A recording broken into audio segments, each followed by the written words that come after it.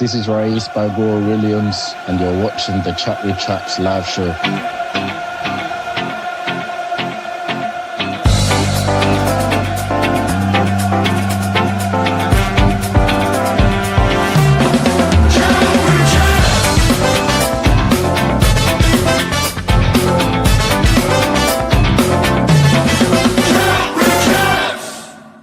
So, oh, what a day. I know, it's all a bit much, isn't it? Good evening and welcome to the Chat with Chaps live show.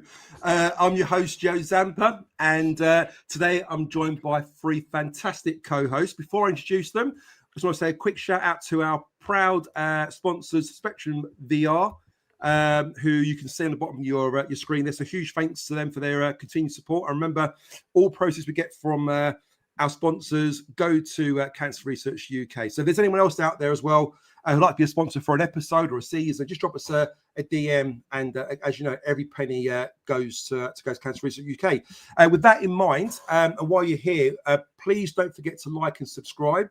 It really does help with the algorithm. I say it every week, but by you simply liking, subscribing to the channel, it just really does boost the funds we raise for Cancer Research UK.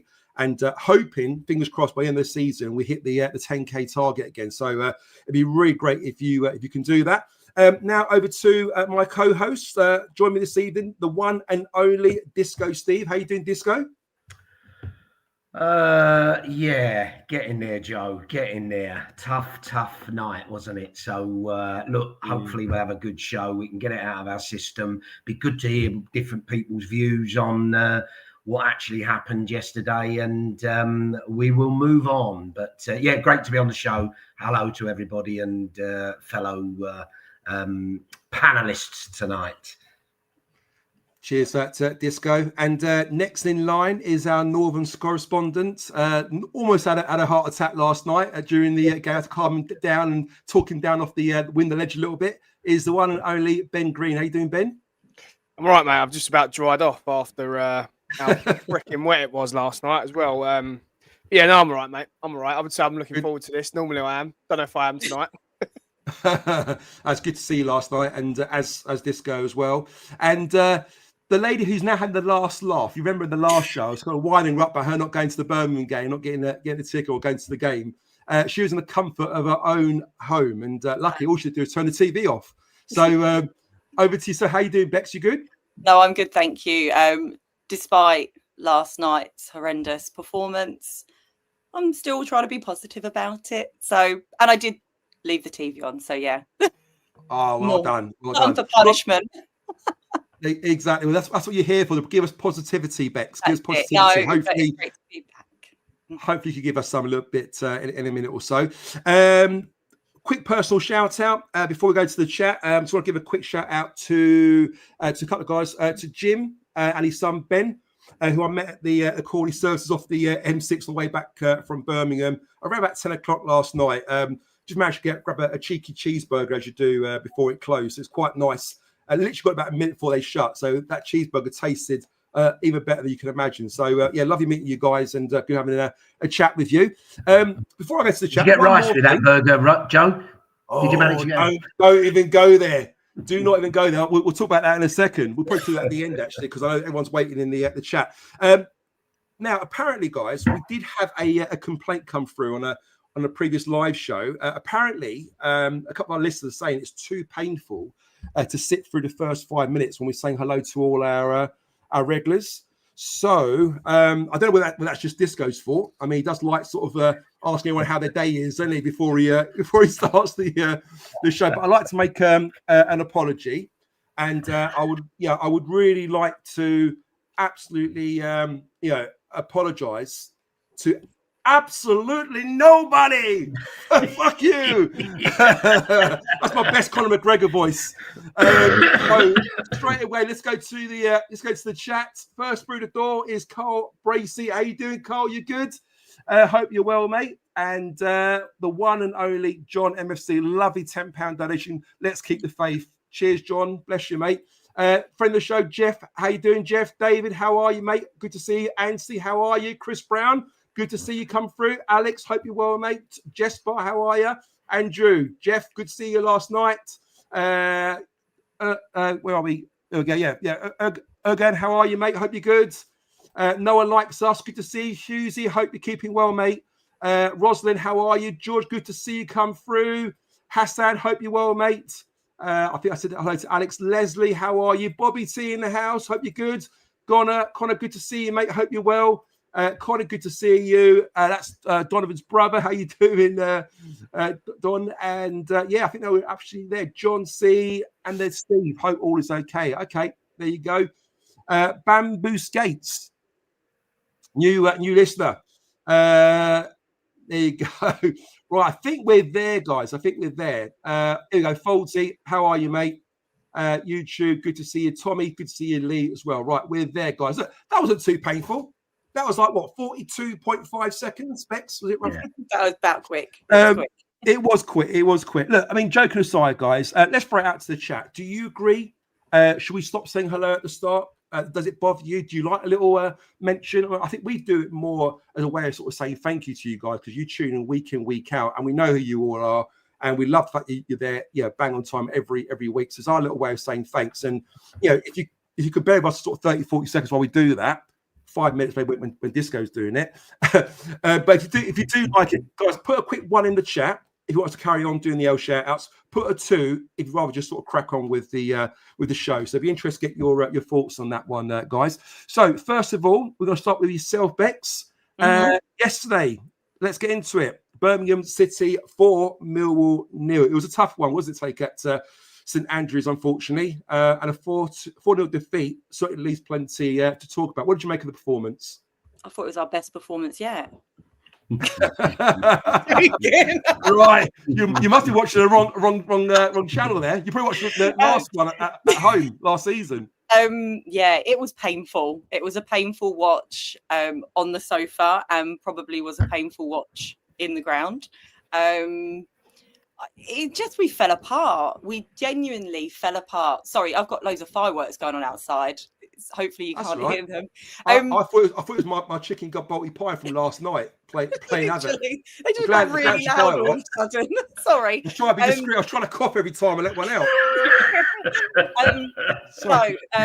Last night we just fell apart. Everyone seemed to be out of place. It was like no one had ever played football before. It's like we'd just gone, all get on the pitch and just see what happens. I personally can't really pick out one player that actually done anything amazing. Even Tristan, I didn't think was great. And that's hard to say, I'm not going to lie.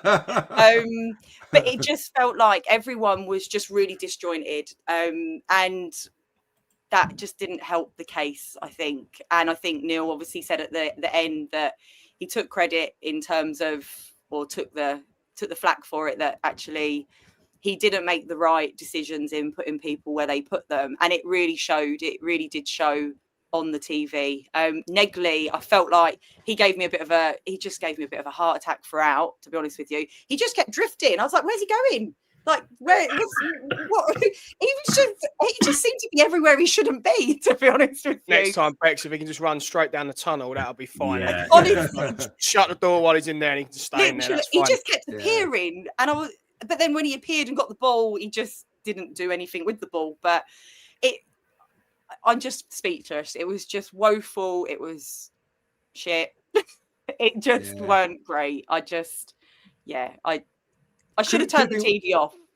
Yeah, I say it could be worse. Could be worse, Bex. You could have travelled 3 hours to get there in the I rain. Did think of you all there, to be honest with you. But I felt for you all, to be honest with you. At least I could have turned the TV off. But exactly.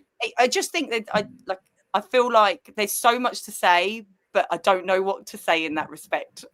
Yeah. No, we'll dissect it in a second. We will talk about players and players coming in, players should be going out, etc. But for now, we'll get an overview. So, Disco, coming to yourself next. Obviously, you were there, mate, yesterday. What did you make of the whole experience? Look, horrible night, Joe, from start to finish. Other than meeting up with obviously the Chat with Chaps posse. Look, the minute we left the north, it rained constantly all the way down the M6. Horrible, bloody fine rain that wets you through, as they say, this part of the world. But it was horrible, wasn't it? Then we got stuck in traffic. Then you get into Birmingham, and it was absolutely gridlocked. And we were reasonably early. We were there sort of 5:30, 5:45, gridlocked to get to the ground. And you just had a bad feeling that this is going to be shit. We walked to the ground. 10-minute walk and it's pissing down, got wet through. The only shining light was we met up with outside Pete O'Mara and one of his sons. They were also given the wrong directions as to where to get in by a stupid steward, but we found our way in, and then in there we met up with you guys. And I think deep down everybody was a bit nervous about the game, that it could be a dodgy one, especially with the conditions and everything. And I think it was Mick, wasn't it, who Chris gave a shout out to on his review, who said, look, I'm nervous. I think we're going to struggle here. And bloody hell, was he right? I thought I'd be happy with, I think a lot of us said we'd be happy with a draw, and I stuck with that. Look, I will just say as well, Des, hello, Des. We met you outside, which was lovely to meet you. And I hope my audio is working well tonight for you. But I thought, look, bit of perspective, first 15, 20, and I'll probably get shot down now. We were in the game, but I didn't think we played too bad. I turned to Jeff at one point and said, we're such a better team now in terms of ball possession, etc., etc. Then they scored and we just went to rat shit, didn't we? And the worrying thing is that we can just disintegrate like a team, who haven't got a clue. Of course they care. Of course they don't want to put a performance like that in, but it didn't bloody look like it. It just looked awful. And so really worrying from that perspective, and it only looked like one winner once they scored the first goal. And that's how it proved. I've got to say, though, Joe, for me, players, all four, I think Jeff said in the comments there, Jeff Cook, that 3 players, any credit. Billy, decent, out of a really bad bunch. Coops and Kramer, okay, different to you, Bex. I thought they were okay, not great, but not as bad as the other 7 or 8 were awful. But the biggest worry for me is, and I hate to say it because I love the guy, Alex Neil. What were you doing? We can all debate the lineup and whether it was right or wrong, but he chose what he chose, and you respect his view. It weren't working, Alex. Why are you not changing it either in the first half or at half time? To not put a sub on at half time, I cannot get my head around that. It's criminal. Which is really weird, wasn't it? I mean, we'll talk about this in a bit more detail just in a minute. But again, at half time, we saw Caleb Taylor warming up, didn't he? He was practicing his head in. And we thought, okay, a change going to happen. Perhaps Wes is going to come off and Tristan will go right back. But like you say, nothing changed at it, No, so look, really, and look, we'll probably come on to it, but even worse than that. Yeah. What did he make? One sub after they went 3-0 up, which was Imakuku, that new signing that we've got. Idemo Ikaku. Ikakuku, was it Ikaku? Ikaku, yeah. That's what the Tannoy introduced him as, didn't he? He was on a little chuckle. He was on a right one, wasn't he? That was quite fitting, that was, wasn't it? His new name. Yeah. He was terrible. But look, 4-0 down, and we've made one substitute.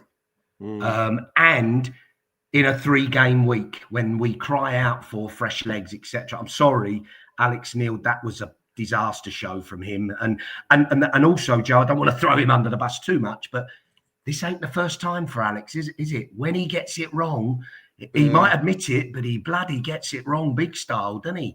And that's a worry. That is a worry. Right. So that's it. That's it. Yeah, that's we'll talk about it in a second. Cheers, Disco. And Ben, sorry, keep you waiting there, mate. What'd you make of yesterday? And just give us your thoughts, overview of the performance, really. Yeah, I've been thinking about this literally all day and how I was going to answer this initial question, and I've had a million and one different answers, really, mate. But ultimately, outfought, outbattled, outclassed, lack of ideas, no desire. When we went 1-0 down, we were good for 10 minutes, 10, 15 minutes. I do agree with Disco there. I thought we did all right. We were certainly in the game. We got in some good areas. And then after that, as we've all said, we go 1-0 down, and it's just a complete capitulation across the pitch. But I've got to call out our man Phil Clark. He said it last night. If you expect to go to places like St Andrews and get given a result, it's just not happening. And it felt like that was the case last night. It felt like we just turned up and expected that we were going to get a result. Totally agree with Disco. I'm not very critical of Alex Neil very often. I thought he got it tactically wrong last night. And in the game, Chris and I were talking about how they always had a man on the overlap on either side, and they were using that outlet a lot. They were switching the ball, and they always then had that extra player. So we got it wrong from that perspective. The timing and the goals from our point of view are horrendous. Just all-round bad night, mate, to be perfectly honest. I know we're going to come on it to more detail, and Disco spoke on it there, but to make a sub at 60 minutes when we can see we are being out-fought across the pitch, out-battled, no ideas, and to only have made one sub at that point is absolutely just mind-boggling to me. Well, all of us, right? We were all saying it last night. But yeah, listen, a horrendous night at the office. I'm trying to take some perspective in it and say it is our first away defeat of the season. But the worrying thing and the underlying thing for me is when we get beat, we get fucking hammered. We don't seem to have any grit, determination, or desire to stay in games. We go 1-0 down, and it's like we just go, "Oh, right, fuck it, we're going to lose now." And that's the worrying thing for me. And I said on the way home last night, it feels like we need a bit of a sort of decision to be made from the I won't say the club, but the players need to go, okay, are we serious about this playoff push or promotion push? Do we want to go to places like St Andrews and try and get a result and have to dig in and be dirty and horrible and just get a result? Or do we just want to go there and roll over? Because that's what it felt like last night. It felt like we just rolled over for them. Cheers for that, Ben. Cheers for that, guys. I know it wasn't easy to give an overview there. Let's dissect it a little bit. I'm going to start with you this time, Disco. So it's put into context. Obviously, Ryan Leonard was injured from the Oxford game. So was Femi Aziz for a calf and a hamstring injury, respectively. Wes Harding comes in at right back. Now, my personal opinion is I thought he was arguably responsible for at least 2 of the 4 goals yesterday. In his poor decision-making defensively. Joe Bryan comes in for Zach Sturge at left back. Now, Zach Sturge plays, so he's not injured. All I'm guessing is that, Alex Neil decided that he wanted to rest Zach Sturge. But for me, I thought he was at fault for the first goal by not tracking back with their wingers caught up too high up on the first pitch. So a lot of fans were talking about, Crammer possibly moving into right back, bringing Callum Taylor at centre backs. Alex Neil came out very early in the season, talked about having a mobile centre back alongside Cooper. So we kind of knew, and I said in the last show, didn't I don't know whether that's going to happen because, Alex Neil's so into having a fast mobile centre back next to Jake Cooper. So he's always stuck to his words, but that kind of went against us a little bit, didn't it? So what do you make of just those substitutions, those changes? It clearly hasn't worked, but, should Alex Neil revert back to what we're saying in the first instance, or should he... Was it right what he did? I don't know. What's your thoughts? I mean, maybe that wasn't the reason why. Maybe there was other reasons why. But for me, that was the fundamental changes there, weren't it? Yeah. Look. Foldsy has said in the comments there, Alex Neil was the Messiah last week. And Foldsy, don't get me wrong. I am not saying he's suddenly useless. I do question some of his substitutions and when we play like yesterday and he does nothing about it. We'll talk more about that. I think the guy is high-class manager, full stop. Wonder whether he overthinks it at times, which is possibly an issue. But look, in terms of your question, Joe, look, we on the way down with Ben and Jeff and you guys when we were outside having a pint before the game, we all had different sort of perspectives on should it be Wes coming in, should it be Kramer at right back, etc. So look, nobody could have said that was definitely going to be the right or wrong lineup. He chose to put Wes in and strangely put Deirdre Barlow on the right as well. And he had a theory behind it, as he expressed, which is fine. He's got, that's his view. I would say, first and foremost, I agree with you. Wes was very, very poor overall last night. Again, the first 15, 20, he wasn't too bad because Gray, who everybody was raving about, he wasn't in the game. And Wes will have played a part in that in terms of, in fact, every time he got the ball, if you remember, Gray, he didn't take Wes on, he passed it back. So I thought, oh, he's doing all right here. Then he just seemed to click into overdrive and lost the plot. What he was poor at was his distribution. His balls up to Barlow. Why am I saying Barlow? Barlow were terrible. And there was a real breakdown there. You lost me. I can't hear you now. No, we got you, Steve. Yeah. So yeah, look, disappointed. You talked about Brian the other side. I personally would have made that change. I wasn't impressed with Sturge at Oxford and felt he needed a bit of a break. So Brian again seemed to start quite well, but then he just clicked into same old poor Joe Bryan from early last season, getting caught out of position. He was letting that winger rip him one, wasn't he? Giving him space every time he came at him, just jockeying and going back, not getting a tackle in or closing him down. So it worked out. I go back to, it wasn't working. So why didn't we do something about it? That's what I couldn't make out. So that was my mistake. I had my mic on mute there. Sorry, guys. But no. Great points there, Disco. Cheers for that, mate. Ben, coming to yourself next, similar sort of question, really. The changes clearly didn't seem to work, but was that the full reason why, we ended up losing 4-0? Also, to the point you made earlier, Ben, regarding our losses this season, we've been thumped 3 times this season, and I want to use Phil Clark on one of our WhatsApp groups. I think he mentioned this as well. This season, out of 15 games, we've been thumped 3 times. That means that every 5 games, we're going to get thumped on average at the moment. Now, you compare that to when Neil Harris was manager, when Gary Rowett was manager. If we ever lost, we never lost more than 1 or 2 goals, did we? I thought, we never got smashed, did we? It seemed a very long, distant memory. Now, the fact that it's happened 3 times in Alex Neil's 15 games is quite concerning, isn't it, Ben? Yeah, it is. I mean, the only thing I would combat that with, Joe, is to say we wouldn't be, where are we now, 4th or 5th in the league with Neil Harris in charge. I love Neil Harris, but we wouldn't be up there in the first place. Would we go to somewhere like St Andrews and lose 4-0? No, absolutely not. But would we lose 1-0 and probably still look like it could have been 4-0? Probably. So we got to take the rough with the smooth of it. Listen, I'm not by any means slating Alex Neil and saying anything. I love the guy. I think he's a top 3 manager in the league, but he did get it wrong last night, in my opinion. In terms of Wes Harding, was he the sole contributor in us losing last night? No. Did he play a part in it? Absolutely. Did I want him to start at right back? Yes, because I think Kramer and Coops are our best centre-half pairing. I fully now get the point that Kramer has to play right back, and we have Taylor on the bench and he's sitting there and not playing. I get that now. My point with Harding is what I always say. How many teams is he getting in the Championship? 0. He doesn't play for any other team in the league at right back. He just doesn't. The fact we signed him from Rotherham, who finished bottom of the Championship, exactly. It defines what sort of player he is. He's not really going to be a player to make a difference, is he really? Let's be honest. No, and listen, again, it goes back to the point. Are we serious about making a playoff charge and an automatic promotion charge, really? If we are, Wes Harding, unfortunately, isn't the answer. Listen, he's been a great player and squad player for us, and he's pulled on some good performances when we've needed him. Played well at Palace, played well at Leeds away last year, scored a good goal at Watford. So listen, I'm not knocking the fella, but he's just not. You go to places like that, you can't have Wes Harding playing at right back. You just can't. That whole right side, I know people digged out Barlow last night, but it was just so disjointed. They didn't have any sort of chemistry. It seemed like they didn't have an idea of whether when Wes was going long or going short. It was just didn't work. But the whole performance, mate, the left side was awful. Joe Bryan started well. He was good for the first 10 minutes. Was awful.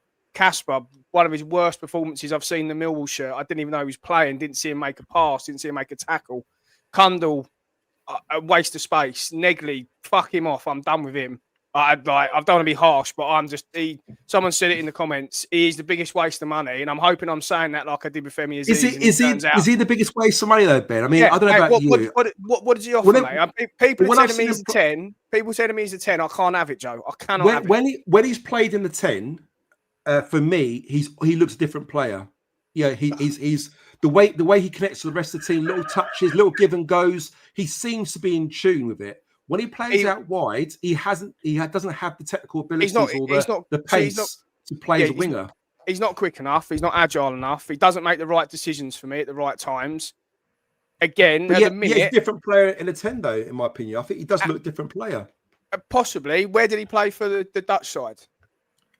He played on the wing. Yeah. Exactly. So it's not like he's an out and out 10 and we're playing him out of position. He's a winger. So again, places like Birmingham, you cannot have players like Negley who are just turning up. I've never seen a Millwall team just dangle legs as many times as we did last night. Try flicks and like there was no. Listen, we were going on. But I know the original question was about Wes Harding. That was wrong, but he wasn't the main problem. There was far worse performances on the pitch. The front four were the biggest issue. They were just, you might as well fucking not play them. We might as well play with 7 men. But again, you talk about the front four. Is that on them, or was that on Alex Neil in picking them, their position? We saw some comments there. Who else are you going to play, Joe? There's no other options in those players to play. There was comments there saying, why did Ballard play on the right-hand side? He's been playing really well for us on the left-hand side. We're playing on the right-hand side. I'm saying, why we're playing Negley on the wing when he's been playing great in number 10 against Coventry. Sorry, against Oxford, he played brilliant in the 10. Even in the Palace game, he was playing quite centrally in that game at Sellers Park. I thought he'd done pretty well in that game. Whenever we play him out wide. So you've got Cundle playing in a 10.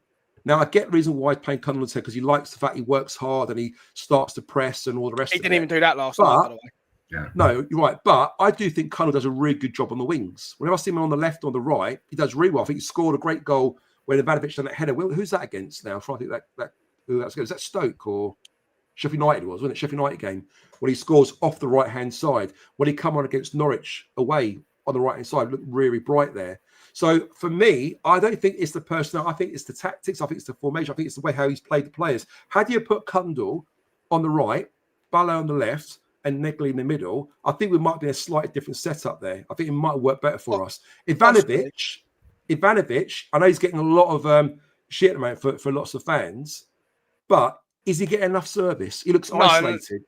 He's up there most games on his own, Ben. Sorry, mate, go on. Yeah, that was my next point. I was going to say, whilst I've said the front four, I do have a little bit of sympathy for Ivanovic because he's playing against big centre-halves on his own. He's still a young lad, albeit he's not new to the league anymore, but he got manhandled again last night, and we were all talking about it.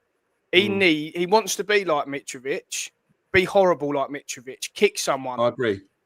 Pull someone over, do something horrible. He's too easy to play against. Just be horrible to play against. That's what you want to be. We said it on the way home, fellas, and we spoke, Steve, didn't we? And we said, do you know who needs to get hold of him? Like Kenny Jackett did, Morrow needs to get hold of him and say, this is how you be a Millwall centre forward. He needs someone in his ear, coaching him, mentoring him, saying to him, you're right, absolutely. Because just in those games where he's not going to score a hat-trick, he needs to do more for the team. And that sometimes he'd win a free kick high up the pitch. And again, listen, he didn't get all the decisions last night. The ref killed him a couple of times. But,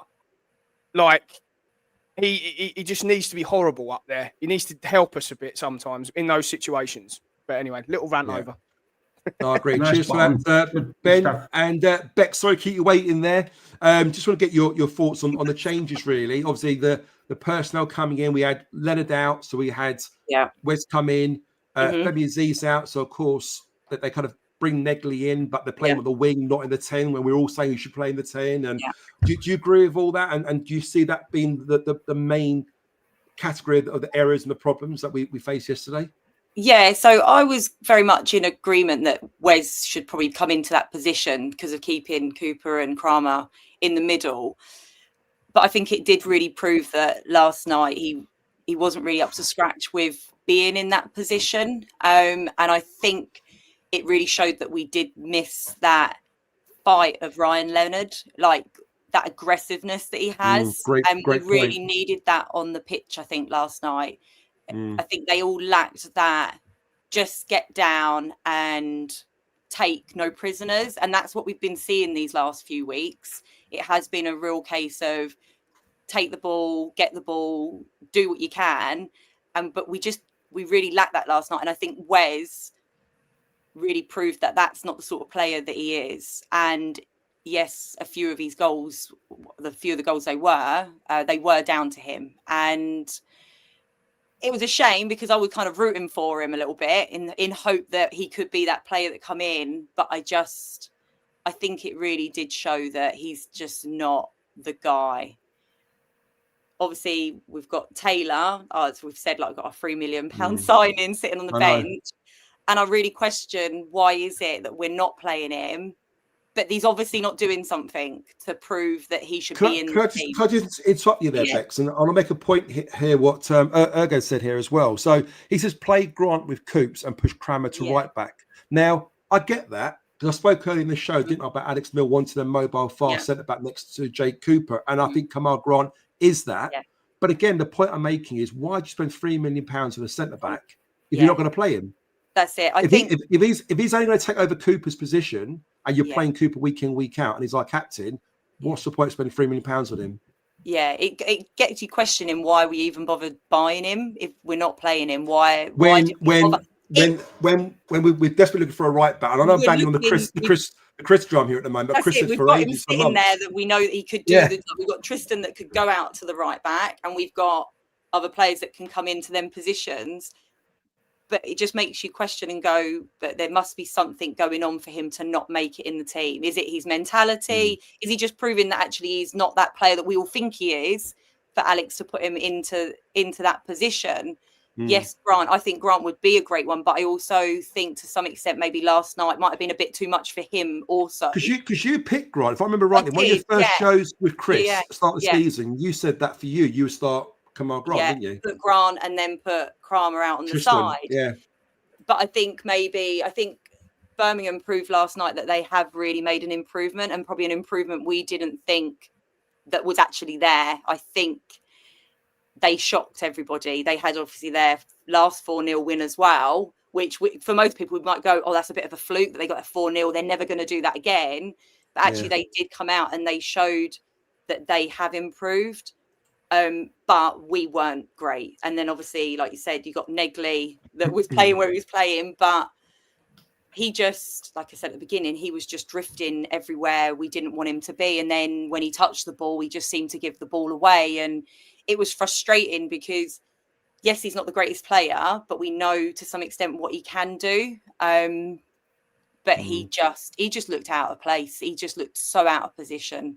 And he just was giving me a heart attack every time. Every time he got it, I was just like, oh, just don't give that guy the ball. I would just preferred for him not to be on the pitch.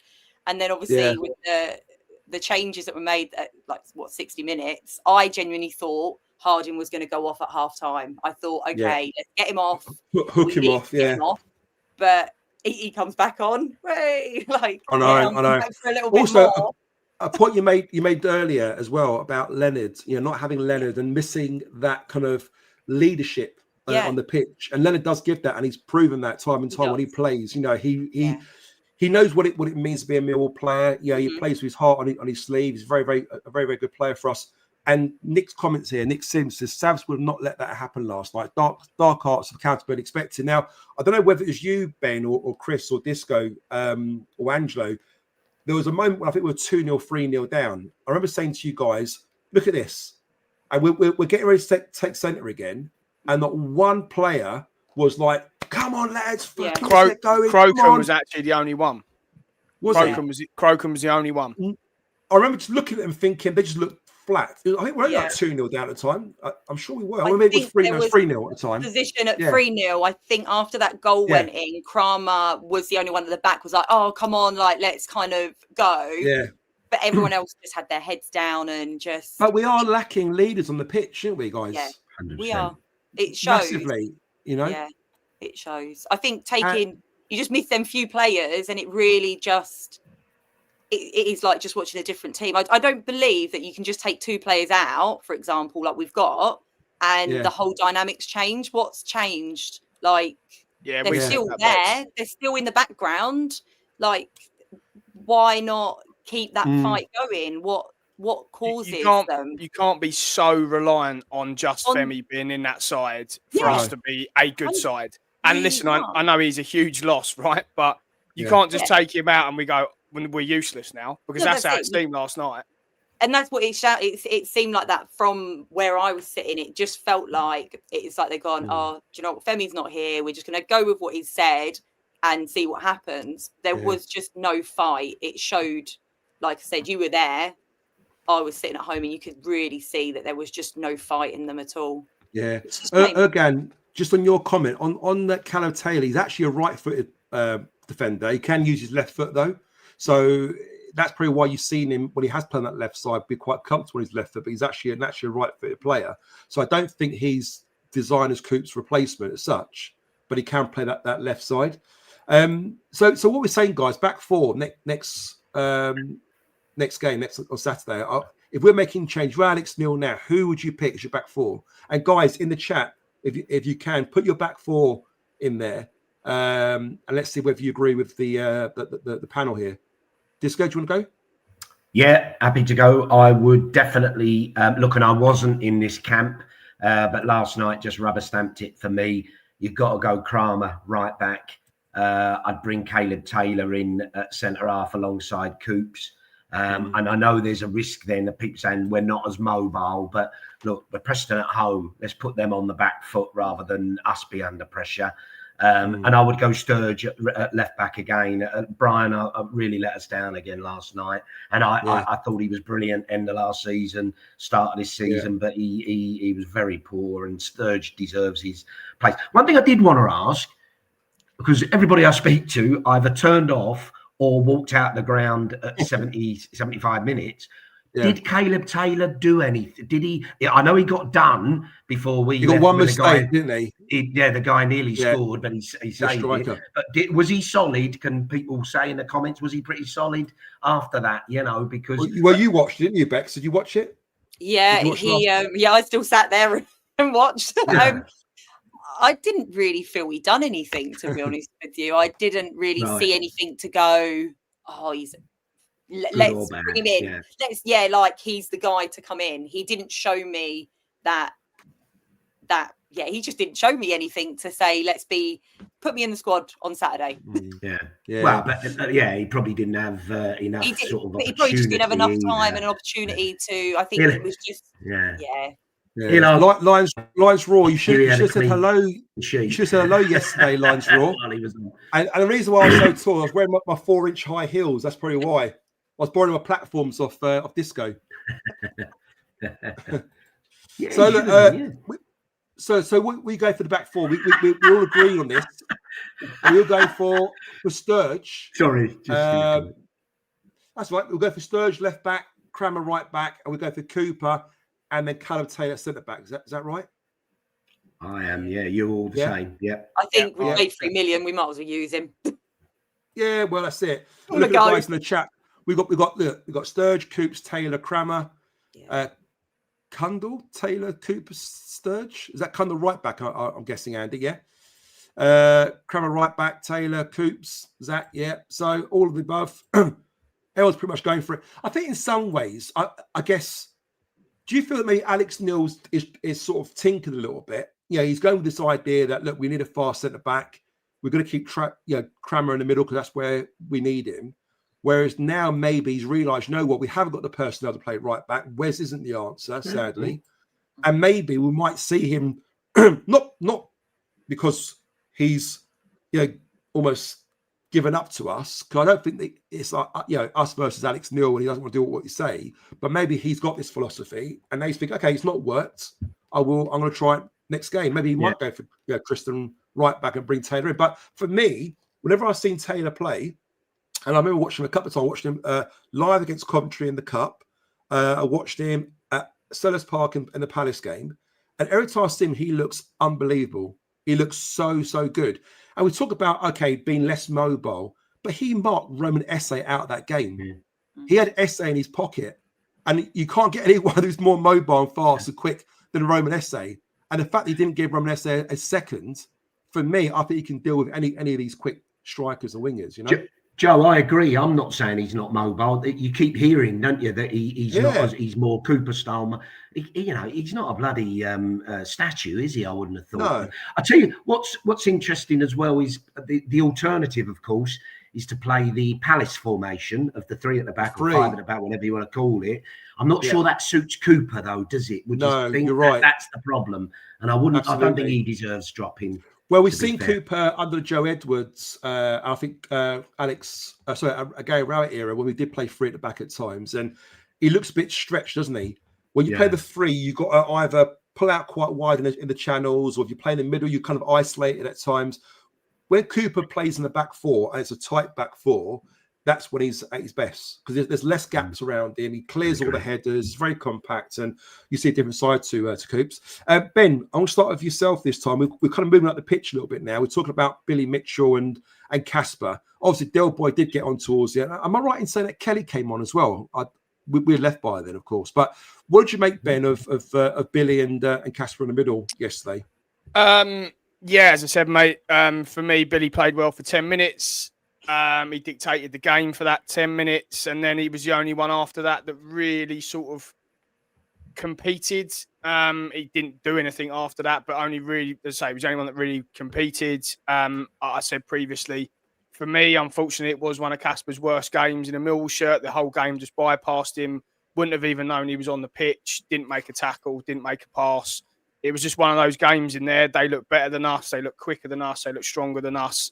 Yeah, maybe last night. Would you change any of those two for Saturday? Do you see that being a problem, or was that less of a problem?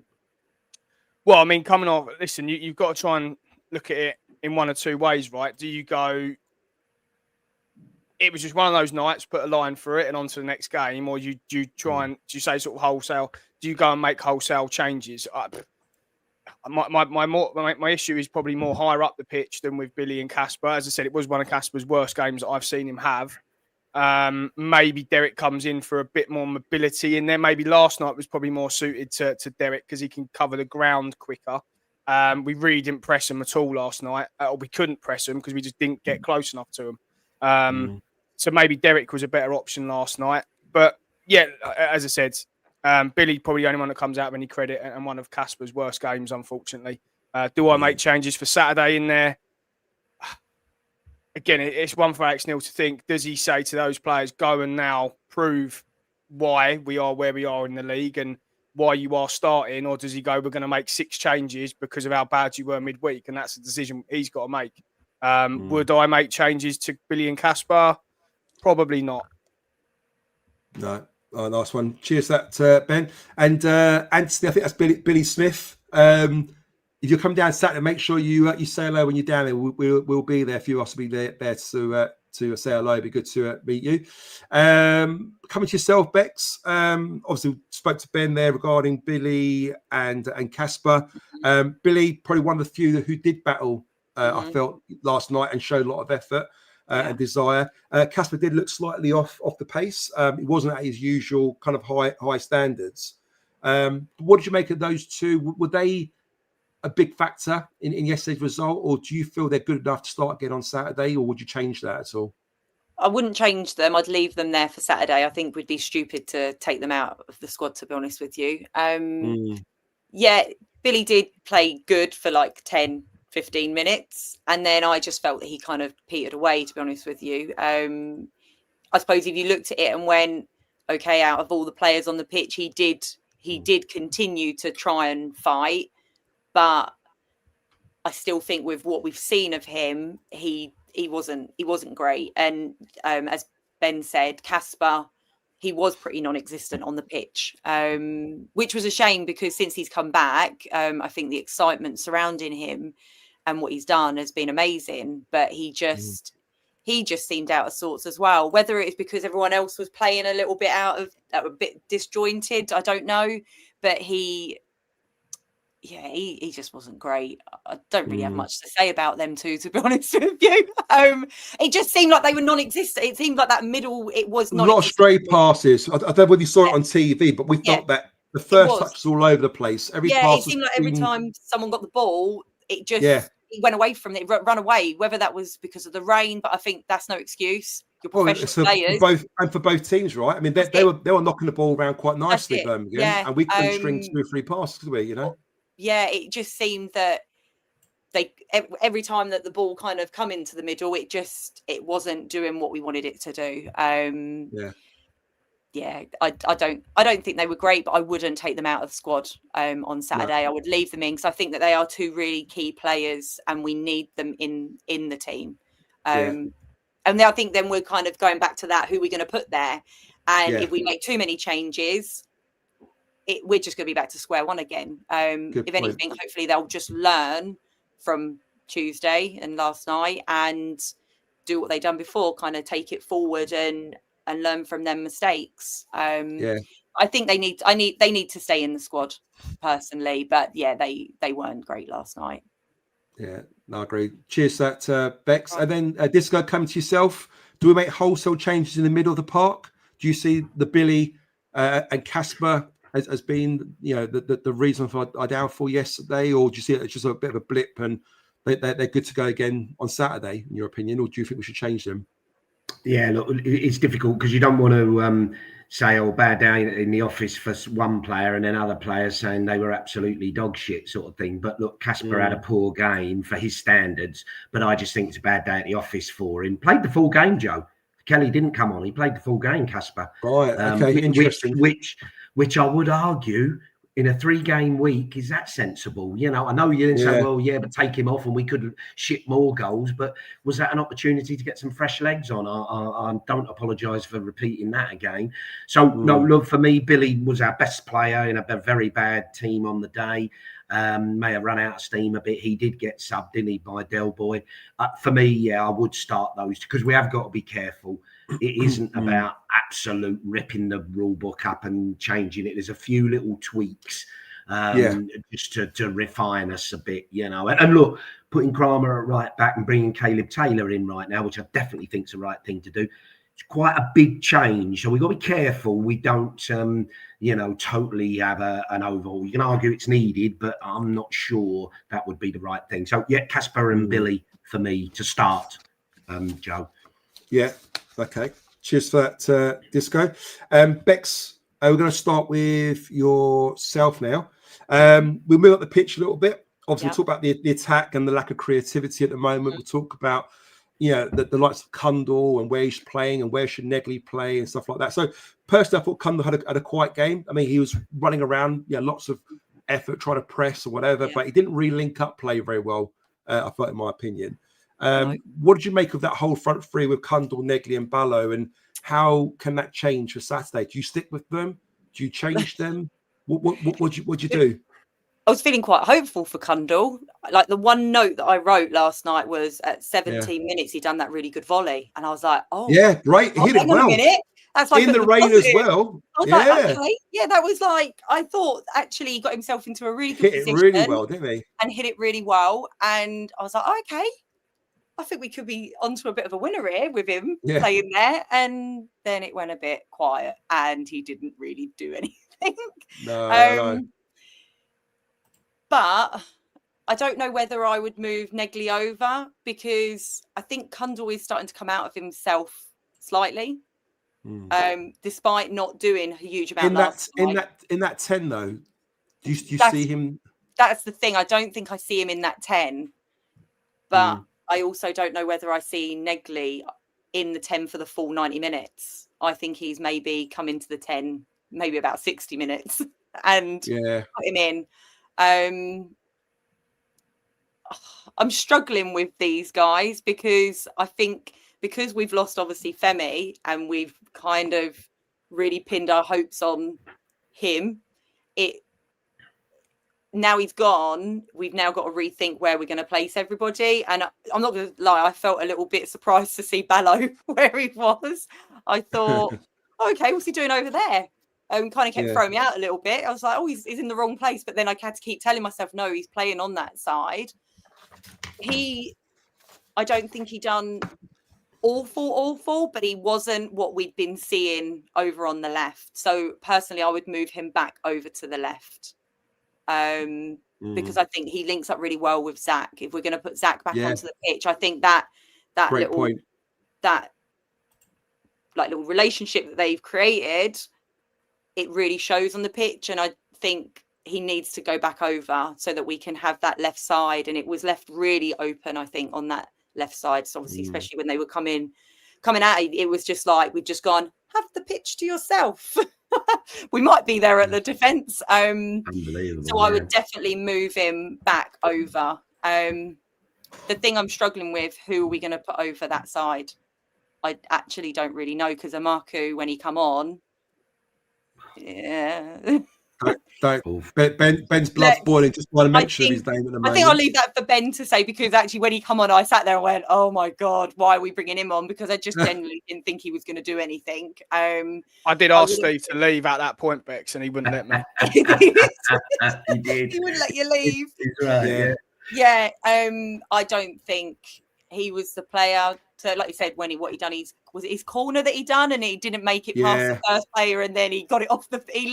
And then the ball comes back to him, and he couldn't even control it. It goes off for a throw-in, doesn't it? You know, frustrating. It was just like a bit of a comedy show, really, that bit, and I just don't think he's the player to go over. Obviously, we've got RBW. Yeah, I'll say that for a bit later, but let's talk about him now. I mean, where is Race? I mean. He didn't get a single minute yesterday. He didn't get a single minute away to Oxford either, did he? And what has he got to do, guys, to get on the pitch at the moment? It feels really frustrating, doesn't it? You know. Ben pulled a stat out last night. Go on, Ben. What was the stat on him? Yeah. So if anyone wants to take any guesses on how many minutes he's played this season in the Championship for us? Oh, right. Collectively, this season, sort of. I mean, you might have seen it because I tweeted it last night. I don't know if he's in the league. I don't think he's even started many league games, is he? From memory, he only started in the cup game. No clues, Joe. No clues. Just a number, please. Could be here for a while. 48 minutes. 48. No. 48 minutes of football he's played for us in the Championship. And how many goals he got? I think he's got obviously his one goal for Charlton. One in it, Charlton.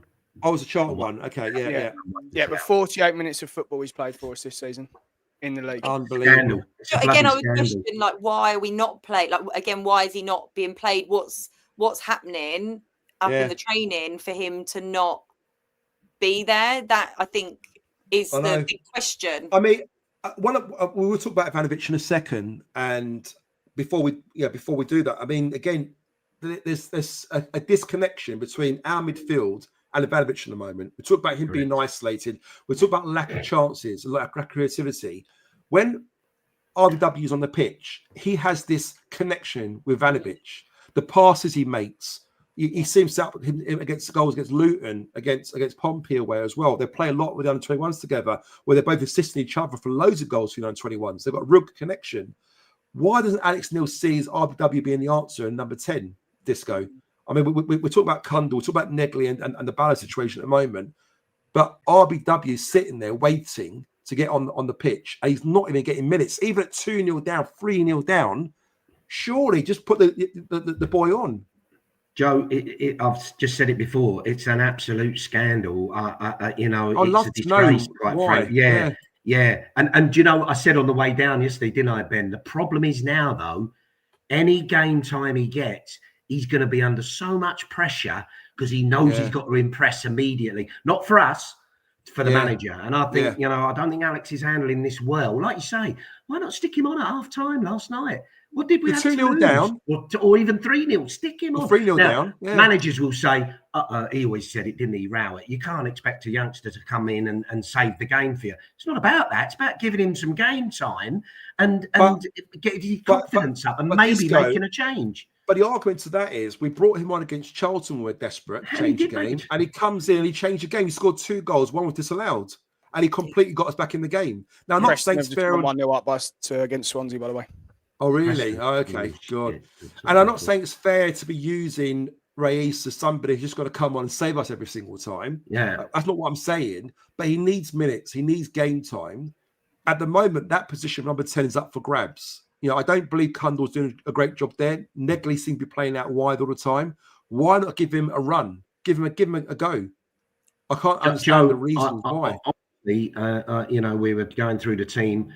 Whilst I'm saying don't rip up the team and make wholesale changes, I would bring RBW in, as you say, at 10. Why not? And I think it would really help Ivanovic right now because them two had a great connection last season. What have we got to lose by doing that? I don't understand, to be honest. Yeah. And you hear rumours that it's his tracking back and his work rate. And then we're watching Negley. And as I say, a little bit Kundal's busy. Not that brilliant, you know. And it's like... No. So what about Ballo, Disco?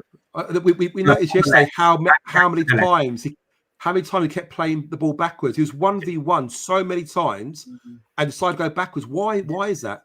Who knows? I mean, look, frustrating because he didn't want to take that fullback on at all for some reason, which you can't get your head around. Because look, Alex had a plan. I'll give him his due, much as I'm having a bit of a dig tonight. He had a plan. He said after the match he had a plan because he was the only one like Femi could take a player on. So he thought he'd replicate that on the right.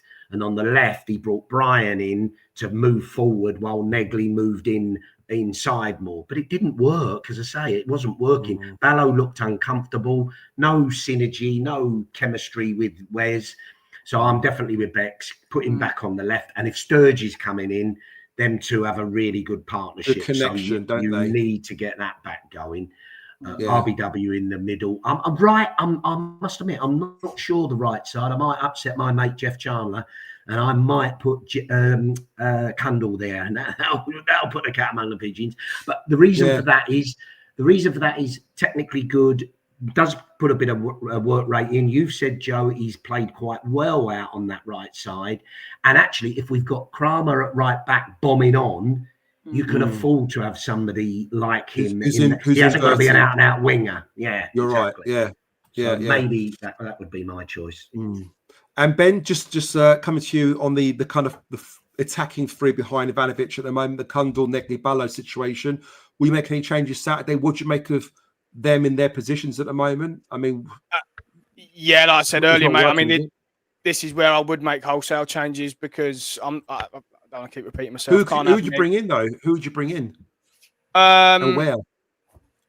Well, I mean, I'd move Ballo back to the left for starters. Yeah, I would probably we agree on that. I would probably play a Maku on the right because I'm not having Negley at any price, and I would bring in RBW in the middle. Is how I would see it.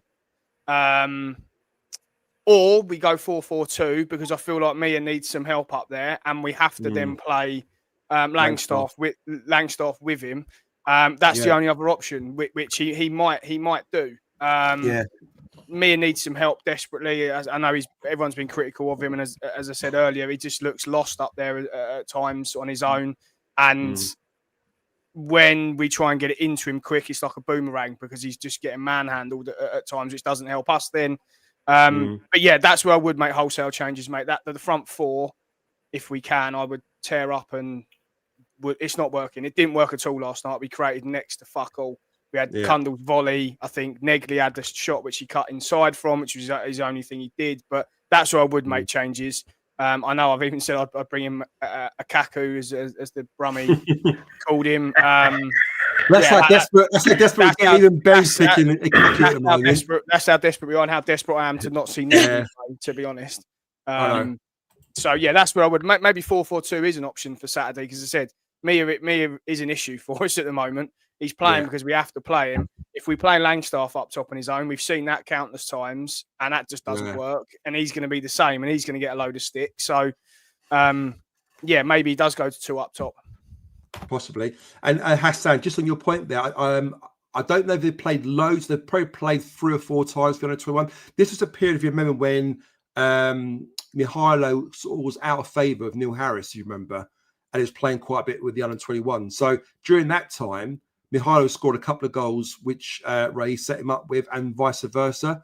There was a time when Mihailo set Ray up with a beautiful goal, left foot, edge of the box for the under 21, went top corner. So those two have got a really good understanding. And then they were then brought into the first team a little bit under Alex Neil, of course.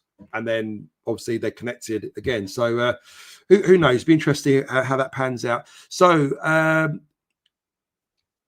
you on mute, Disco?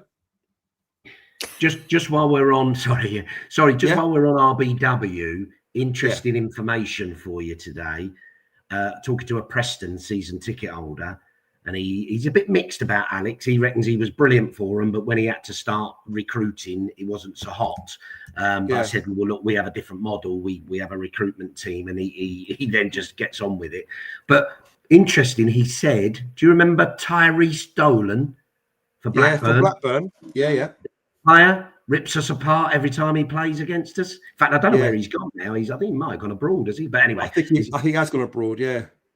Do you know he played under Alex at Preston and Alex let him go on a free because he said he wasn't good enough. Really? Okay, that's interesting, isn't it? Now, I know every manager's got that in their locker, a player that they look back and think, Christ, you know, I didn't think he was good enough. But yeah, so I'm hoping we're not getting another repeat with RBW. But look, the other thing on RBW, the situation, I've said it before and I'll say it again. He totally fits our model. He's a young player with huge talent. Absolutely. We've got him on a long contract, and we will get big money offers if he turns it on as well as we think he can. So I can't understand why the club are not pushing to say, give him some game time, you know. Bizarre. Real bizarre. But it's just, I mean, Ben, I just don't know where or why he doesn't fit in, you know. Well, the thing that's baffling me, Joe, is just to on Disco's point, is it's not like we've never seen him. He played 11 games on the bounce for us last year, or 10 games on the bounce. He got 3 assists. Yeah. It was as good as we've played under Alex Neil in that period. It got us into the playoffs. We saw the best from Ivanovic with RBW behind him. So we're not talking about a kid we've never seen before, and Alex Neil is just suddenly putting the trust in him. He did that last year, and he proved how good he was. So it's not like he's this unknown talent that we're just going, oh, he's got to give this kid some game time because we've got nothing else. He got 3 assists in 10 games, and for me, he's the best talent I've seen in a long time with some of the things he was doing last year. Incredible, Listen, you don't have to be Einstein to work out. There's got to be something going on behind the scenes. I'm not here to speculate what it is. But do we deserve an explanation from Alex Neil on RBW? He hasn't really come out and spoke about this, does he? They're never going to give it to us, though, mate. Why not? Why can't they? Because no club would do it, would they? No club would ever do that. But there has to be something. Players. But he spoke about Idemo in the past, isn't he? He spoke about Femi Aziz. He's talked about Ballo. He's talked about all these players and Kundor and what he does and what he brings. But he never. I guess we never get to ask him outright, do we? He has made comments, Alex, about him. It's not as in why he's not being picked to play. Yeah. I'm sure who interviews at the moment? Southwark News interview, News at Den. You know, a few reporters interview outside the club. I'm saying. I'm not saying we've got to put it on him, but surely we need an answer. We're lacking creativity in the final third. Ivanovic looks isolated. We've got one player that can play with him, and proven to do it. Yeah, proven Ben to do it. Why is he not doing it? At least we're not saying look, start RBW and build a team around him. We're not saying this. I am. I'd love to say that, but I can't see it happening. But at least give him game time, Ben. Give him game time. Get him the last 20 minutes, you know, and play him in a 10. And that's exactly my point with it, Joe. There has to be, because there's no rhyme or reason as to why he's not playing otherwise. Yeah. And we're not here to speculate as to what. Cool, I do. This young lad is traveling all around the country, What for? To sit on a bench and warm up along the touchline for fucking 90 minutes. Yeah, if they're winning 3-0, 2-0, 3-0, whatever, I get that. It's a good team. We're playing well. Yeah, we don't need RBW. It's also not even like when we're in trouble, we're turning to him. That's the thing that's concerning me. Or like last night, we're 3-0 down. Bring him on at literally after they scored 48 minutes. Bring him on and try and give him. He brings Idemo on, doesn't he? Instead, so that tells you everything, in my opinion. There is something going on. There's something going on behind. It has to be. The only thing I would think about it. I was just going to say, like, when you think, obviously, we sold Romain, and then he was that one that come in, and we was like, he's like the next best thing. Everyone was raving about how it was like Romain who, wasn't it? It was like Romain who was that Romain? Because we brought this young kid in that had come from what it was Cole Shorten and whatever it was, Cole Shorten Wallington or whatever it was called. Who's that? Where RBW come from? Wasn't it? Was Tooting in Mitcham. Yeah, sorry, because that was based in Cole Shorten. They literally, like, we were just all raving, and we were so excited that we had this young talent coming through. And like Ben said, like, we had all that game time with him, and it isn't like we've not seen him play.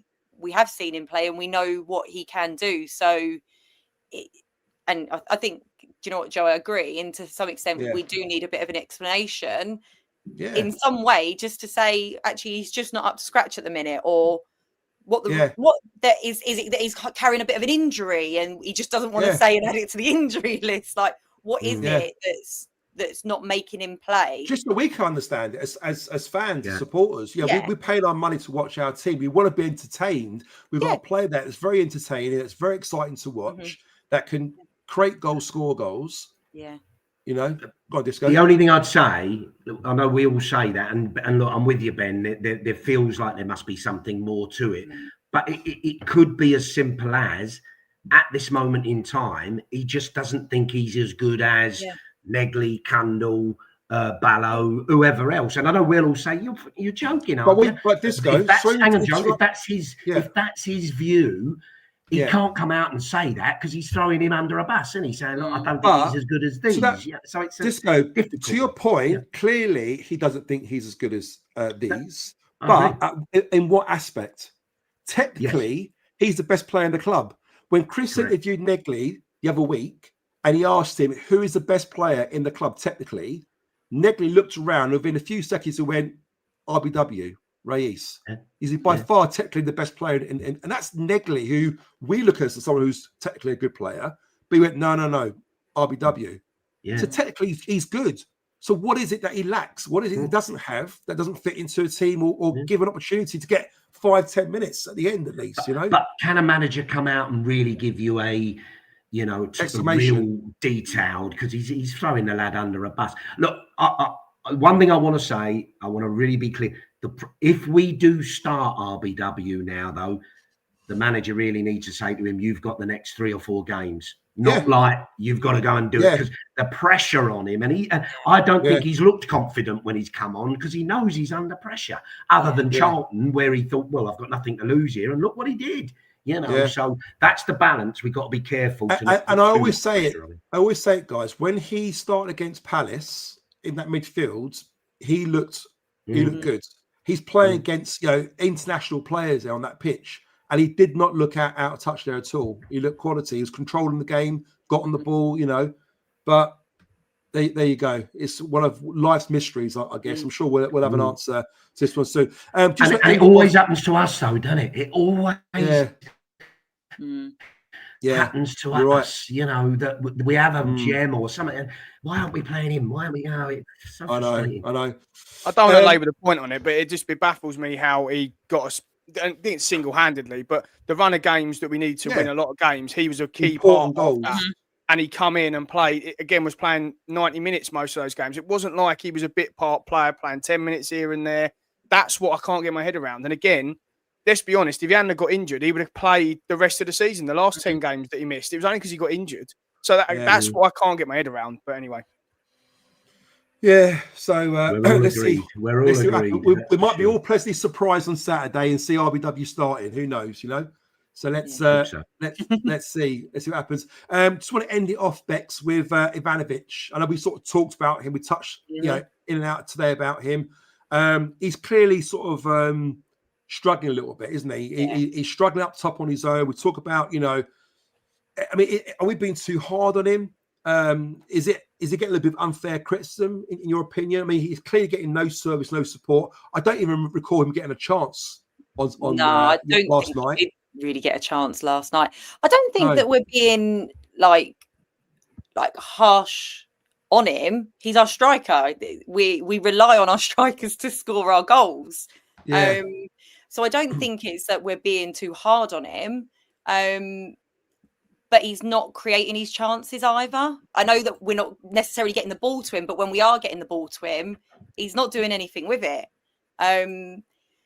So I think, like last night, it just seemed like he just wasn't on the pitch. I don't know about when obviously you were there, you could see him better on the pitch a bit more than I could. But even when it was going on, like the camera was going on to him, he just seemed non-existent, to be honest with you. And I know we didn't get that many chances, but when the ball did get up there, he wasn't the one getting in the mix. And it would be nice for him to be that player to get in the mix and be at the ball and taking the chances. But it just doesn't seem like he is taking the chances. But he does need someone, maybe like we said, like RBW, to have that bit of partnership with. Something might just click, Yeah, it might just click, and he just seems lost. He's not even half the player he was last year, and it's a real shame because there was so much excitement surrounding him.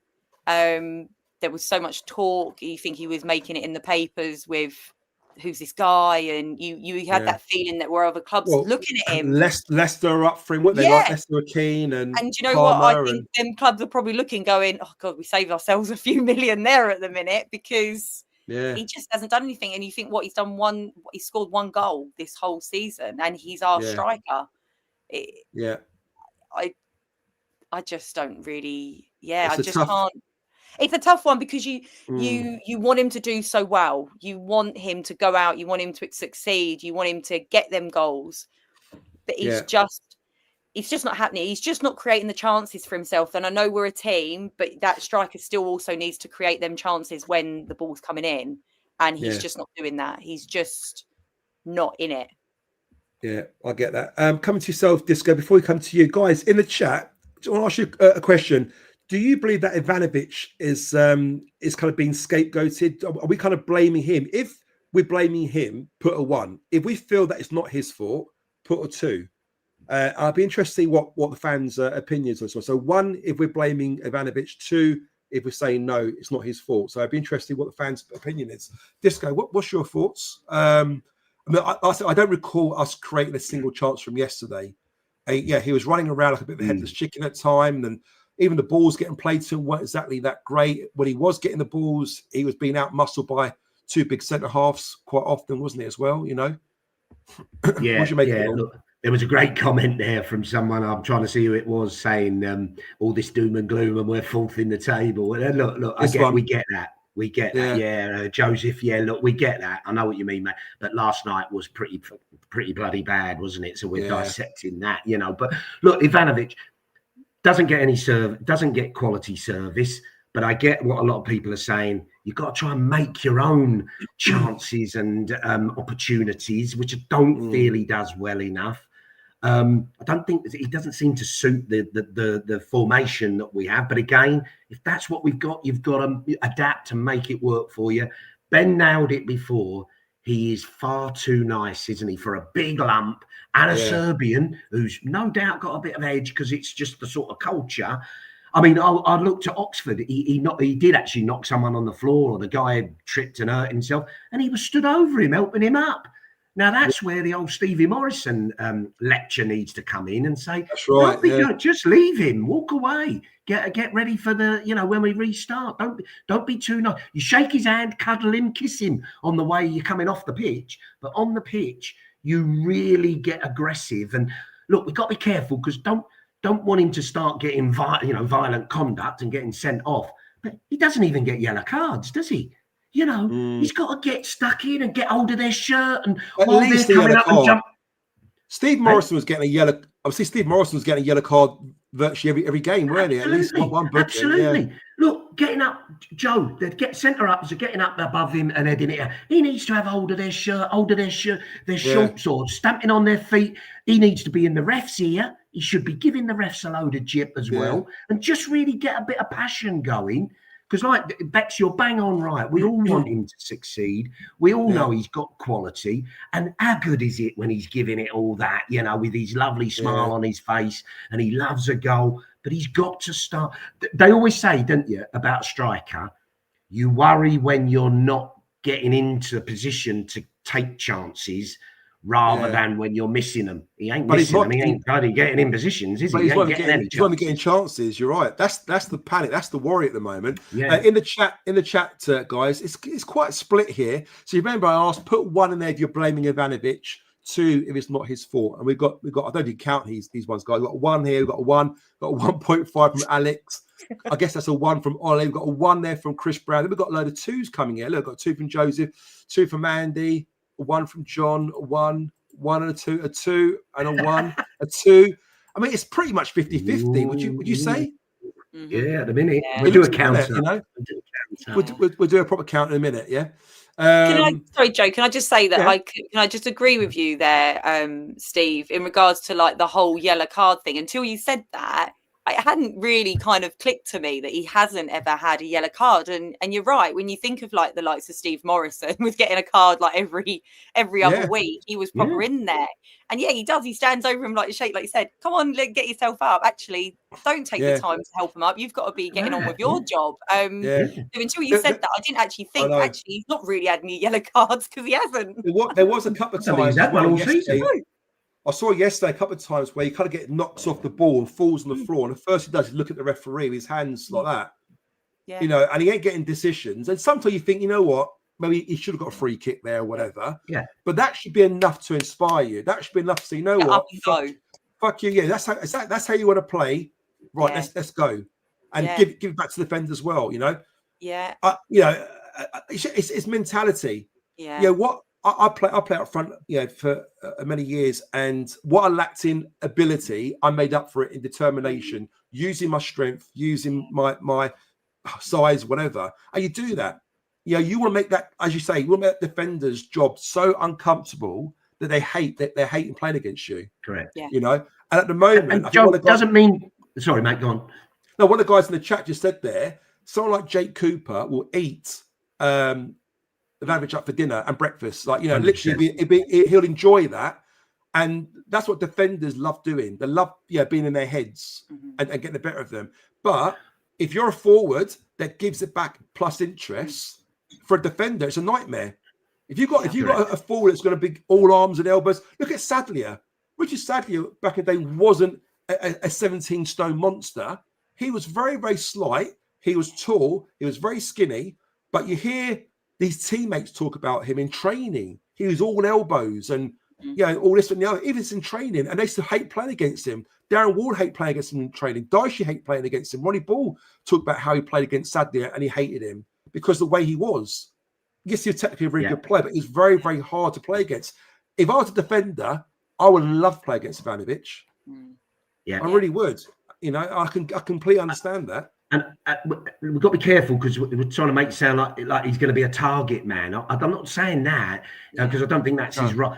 But you just got to be on the move all the time, aggressive, niggly, getting in faces and just causing a nuisance. Be a bloody nuisance to people. Be a nuisance, exactly that. Yeah, exactly. And I think as well, we're not saying and we're not saying that he's awful because we know what he can do. It's just that frustration because we know what he can do and he's not doing it.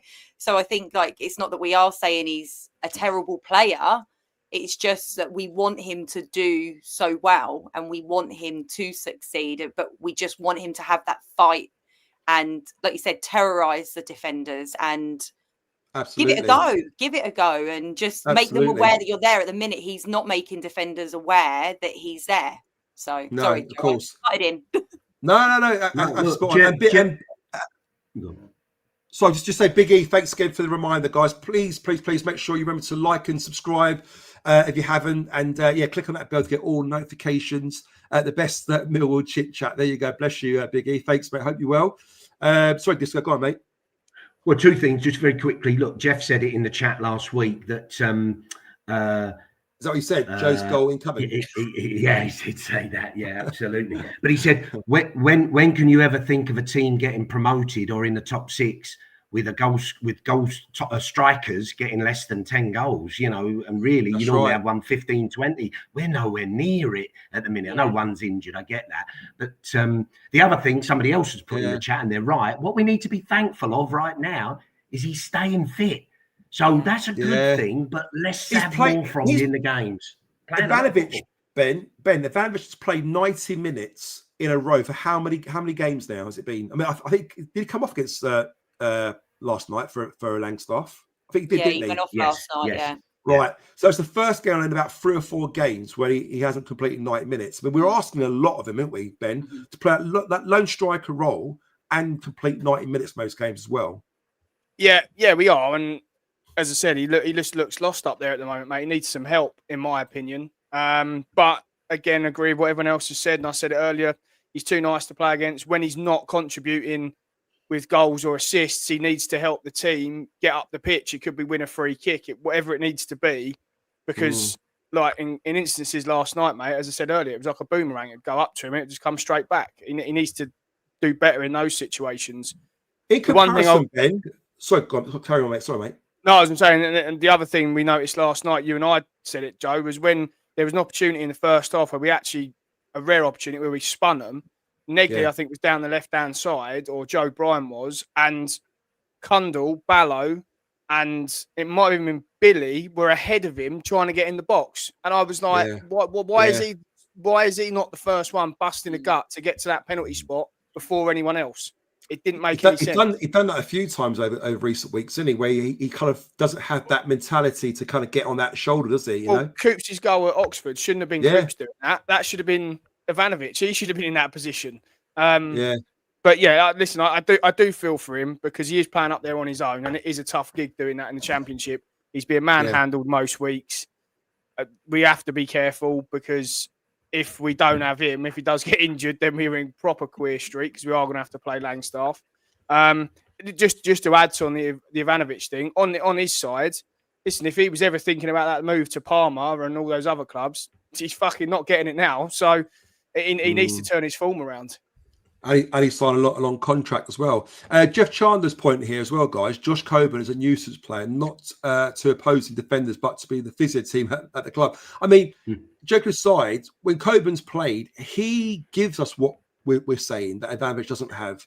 Yeah, he is a nuisance to play against. If you're a defender, you hate playing against Coburn because he's got that kind of sadly a bit about him, isn't what I talked about? You know, he's a bit gangly, yes, but he'll win his headers, he'll battle, he'll do all the nasty stuff, and he'll nick you a goal as well. And I think we've really lost a player with Coburn being injured. It's really affects us, I think, at the moment. And I think more so now when we ask him to play that lone striker role. Would you agree, guys? I think last night would have been a perfect example, mate, again, because we would have been able to miss their press a bit and we could have gone a bit more direct into Coburn. There was times where we were trying to play out. Wes gave it away a couple of times, sort of deep in our half, but we could have missed the press, gone straight into Coburn, and we might have been able to get up the pitch a bit better. So, yeah, definitely, I feel like we've missed him. Yeah. Guys, one player we haven't spoken about. We've gone through the defence, we've gone through the midfield, we've gone through the attack. We haven't spoken about a goalkeeper. Max Crocombe. Did the Birmingham announcer just come on there? He did. I'm pretty sure that's what he said as well. Crocombe. Max Crocombe. I don't know about you guys, and I'm going to start with, I think it's Disco this time. He did look a little bit shaky earlier on, didn't he? Put a little bit of poor handling, kicking off target a little bit. Could he have possibly done better for the third goal? Yeah, that left back's strike. Is it I can't remember the left back now. He scored Cochrane, it. Anyway, Cochrane, Cochrane, tomato. You know. But what do you think? Do we persist with Crocombe, or do we bring Bender when he's back in, when he's fit again? Yeah, not when I'm not going to get extremes. 1 minute he's nice and steady and doing a great job and should keep his role, and then he didn't have a great night, did he? Let's be honest. Wasn't great conditions for a keeper, and I know it was the same for theirs, but he didn't get put under pressure like Crocombe did. Kicking was awful. No excuse for that, to be honest. That was really poor. And I did watch one of the highlights and noticed there, who I don't rate their keeper, that Beadle, but he did a great kick out to Gray. I didn't realise that Beadle's England 21 goalkeeper, isn't he? Yeah, God knows how. I don't rate. He looked like if we could have pressed him, he could. There was a time when, do you remember when he kicked it out for a corner? I don't know what he was doing. They passed it back to him and he sliced it out, or he fell over and put it out for a corner. So he looked dodgy. But not Crocombe's best game. I don't know that I've still not really seen it in detail. That must have took a deflection, that third one. It might have been slight, but it was a deflection off of Kramer, wasn't it? I think it just flicked him because he looked all over the shot, didn't he? It looked embarrassing. His hands were up, but it kind of went through, didn't he? Like almost, Yeah. But look, bad again, bit like CDN, a bad night at the office. But I know I'm keeping him in for now, certainly. Okay. Ben, how about yourself, Crocombe? Would you keep him in? Would you make his performance yesterday? It's exactly the same as Joe to Disco's, really, mate. Kicking was poor, started a bit shaky with his distribution, but no blame on any of the goals. Mate, the third one, even if it hasn't taken a deflection, I haven't seen it back. Is that, did it definitely take a deflection, Disco? Is that what we said? It did. It looked like it did. Only minor, but it's one of them. It's going up pace. He hit at such pace. Yeah, he had no chance. So, yeah, listen, it wasn't his best game. Could he have done anything about the goals? No. His distribution wasn't great, but, yeah, I'm still very much a Crocombe fan. Okay. How about yourself, Bex? You sticking with Max or? Yeah, no, sticking with Max. I think I think last night was probably the first time that we've actually seen him kind of challenged in any way, because up until last night he hadn't really had much really to do in the other games that he's played. True, but I wouldn't go back to Bender, to be honest with you, because I don't think he would have done a better job. No. I think, like you said, that third one, it did take a bit of deflection, but I think it was a deflection in the sense that I think Tristan was trying to get out of the way of it. When I looked back, I'm sure it looked like he was trying to get out of the way, and it ended up taking that deflection in, which probably, obviously, it didn't help, did it? No. But yeah, his kicking weren't great. That was the worst I've ever seen it. But I don't think it warrants one game that he's had a bit of a bad one to kick him out of the team. So keep him in. Cool. So we missing that one. We're saying that Max has got the job in there between the sticks, Disco? Absolutely, like a big unit, don't we, Joe? Love a big unit between the sticks, yeah. Right, so we're covering for all the team. We're going to end off now because we're getting towards the 90-minute mark. So we're going to end off very quickly on the injury list at the moment. So as of today, obviously we've got Femi Aziz out injured, hamstring. We believe he'll miss Preston, but should be back after the international break. So it doesn't look as bad as what we first thought. Ryan Leonard looks like it's his calf again. Could be out for a couple of months or 3 months, according to Suffolk News. Will Smallbone, obviously out for a hamstring injury. He was told he's out for a couple of months about 2 weeks ago. So I guess he's, 6 weeks away, roughly. Josh Coburn, done his quad in training. He's out for months as well. We're led to believe he's back in late December, early January, perhaps. Danny McNamara, he's played twice now for the under-21s. He played again yesterday in the 4-1 win against Bristol City. So he's close to a return. Lucas Jensen, Achilles, target date, we're looking at late November, early December, potentially for Jensen. And then Stephen Bender, just a short-term injury, a muscle issue. So I guess he'll be back soon. We touched on about injuries, guys. I mean, but do other clubs have as many injury concerns or problems as we do? I was looking at a couple of the messages on the back of Chris's post-match analysis today, and there's a lot of Birmingham fans on there saying, you know what, you guys didn't play that badly. To be fair, we've had injuries in the past. Yeah, we've got all our best players back. That's why we played really well the last 2 games. And when they understood that we had a lot of injury problems at the moment, they could kind of almost, understand and appreciate our situation. So maybe that's more reflective on our squad and the injuries we've got at the moment and how impactful that is on your team. Because what Birmingham fans are saying is that they went through that beginning of the season with their injuries, and they're only coming good now. They've got a lot of their players back. So maybe it's not just us. Maybe it's like that for every championship team. We all go through these problems of injuries, but it does seem we get a larger share. Don't you agree, Disco, on that? 100%, I agree, and I can't believe the length of the injuries that we get. It's not like Knox, is it, out for a game or two? They're out for months, and 3 or 4 of those that you've mentioned there, serious first teamers, let alone squad players, first teamers, if not 5 or 6 of them. I think Femi, by the way, not to upset everybody, I think Alex said a couple of games after the international break. So he's not back after the international break. It's a couple of games after that, I think. Right. So okay. He ain't going to be in for a month or so, I don't think. Right. That's a shame. Yeah, I might be wrong, but that's how I read it or what he said. So look, it's absolutely. Look, there's all this conspiracy theories, isn't there, of our training methods and our physio team, etc. But it is a bit bizarre, isn't it? Hamstring or the type of muscle injuries that we've had seems really disappointing and strange. But it's killing us. It's killing us right now. Although I still believe we've a strong enough squad to certainly play better than we did last night. To cope. Yeah. And how about yourself, Ben? Obviously, you've got lots of injury. You always seem to be having injury. 1 minute we're getting players back. Next minute we're losing players again. And I mean, what the hell's happened to Zach Lovelace? I mean, we signed him almost, it's coming towards a year ago now when we signed him, and he hasn't played a minute's football for us yet.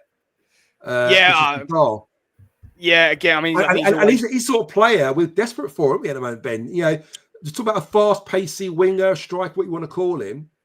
At the moment, we probably need him now more than ever. I think he played in last week's under-21 game, but he was missing in the Bristol City game the other night, the other afternoon. So is he injured again? I don't know, you know? Yeah, no idea if he's whether he's coming or going, mate. I've no idea whether he's the answer, to be honest. I saw him a couple of times for Rangers. That was it. I don't know if he's going to be our Lord and Saviour. I've got no idea. His injuries just seem to, they just mount up, don't they? Like they do with all of our players. On that, I mean, we spoke about it the other week, didn't we? And said we seem to have more than our fair share. Do we? I don't know. Maybe we just don't take as much notice as other clubs. But it seems to be when we have our ones, they're in patches and they're out for long periods of time. They're never out for a game and then they're back, are they? It's always sort of quite serious. So, listen, I suppose taking that as a positive view of that is that we're in the position that we are in, having not had a full squad for pretty much at all this season yet, have we? We've always been missing players. So I think let's take the positives from a bad situation and say, yeah, we haven't had all those players together in the squad at the same time. And when we do, it's going to look a lot better. And that's all right. Where's RBW going to be then? He ain't even going to be in the squad the way it's going. Well, you're right. At the moment, if he can't get in now with all the injuries he's got, you're absolutely spot on. Yeah, Bex. Where is RBW going to come in? You know, is it just? It just seems strange with the injuries he's got at the moment. You know, and I feel there's a little bit of lack of transparency about these injuries. To expect more from Alex Neil or whoever the club to explain a bit more about these injuries and what's going on. Yeah, I think it'd be nice to know a little bit more about the injuries other than this is what they've got, this is how long it's going to be out for. It would be nice to know a little bit more as to why it's happening. And like I said, it's the length of the injuries. It's not like we said a couple of games, 1 or 2 games, and they'll be back. We're getting 6, 7, 8, 9 weeks or months. That's right. And they're coming in the games. Yes, we've had the odd one that's been on the training pitch, but a lot of them are coming in the games. So I would probably question, are they actually even warming up properly at the beginning? Yes, we see them warming up, but are they actually warming themselves up properly for them to be coming into the game? I have so many questions as to why that is happening. I think we all do. And we're never probably going to get the full transparency on it. It would be lovely to know the reasons behind it. Yes, other clubs have the injuries as well. And like Ben said, we don't necessarily pay attention to other clubs because our club is Millwall. So why would we know what everyone else has got? But it does seem like we are the ones that are getting full-on injuries, and it's just wiping us clean. And I think that's the frustration. But as Ben said, the positive is we are 4th. We're now probably 5th, I think, as Preston winning or whoever it is. Somebody's winning, and knocked us to 5th. And actually, we've not played with the same squad pretty much every week, have we? All by about 2 games. So good point. That is a positive in itself, like Ben said. I guess if we did have that squad that we had, we could be flying a little bit more. But the reality is we've got the injuries and we just have to deal with it. Could you imagine a fit Coburn, a fit Aziz, and where would we be? A fit Leonard as well. Coventry wouldn't be first. I know. I want to thank John Thorpe in the. I don't know if you're still in the chat there, John, but he sent me a screenshot earlier of. I can't remember what the name of the website is now, but I think it's like Footy Focus, something along those lines, where they look at players and there's a section where you can look at their injuries. And it's interesting. He sent me a couple, and I looked at it, and I looked at a few more players. So I'm going to bring this up on the screen, guys, for you to have a quick look at and see what your thoughts are here. So I'll move you across over there. So first of all, look at Josh Coburn. So this is Josh Coburn's injury record. So his first injury was back in August 22. So he had an injury there. For what was that? 2 months.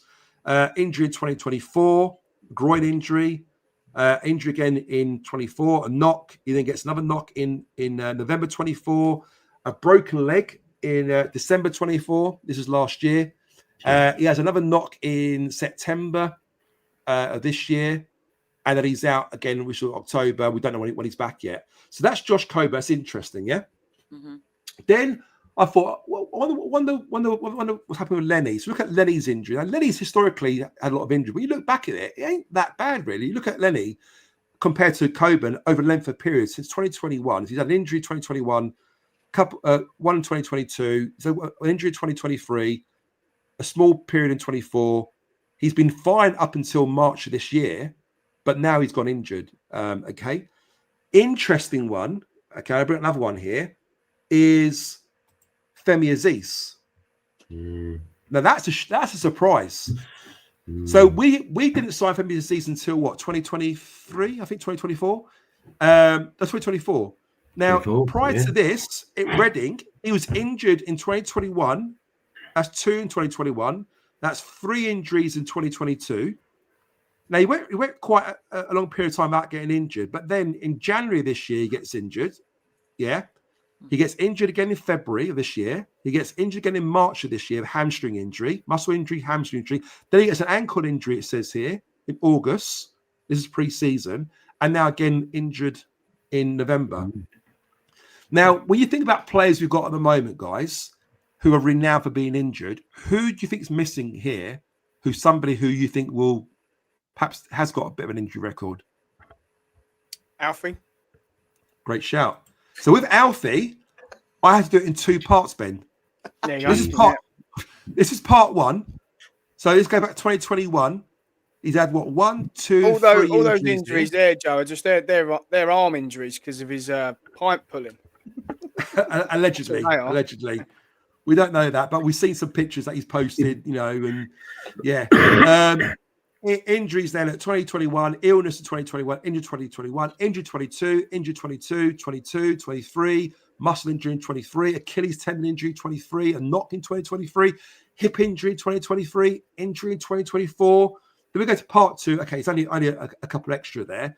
We then got an injury in April 25, and now a hamstring injury, August until October. We're missing one more injury, which is the most recent one, aren't we, as well? Which is not even listed on there at the moment.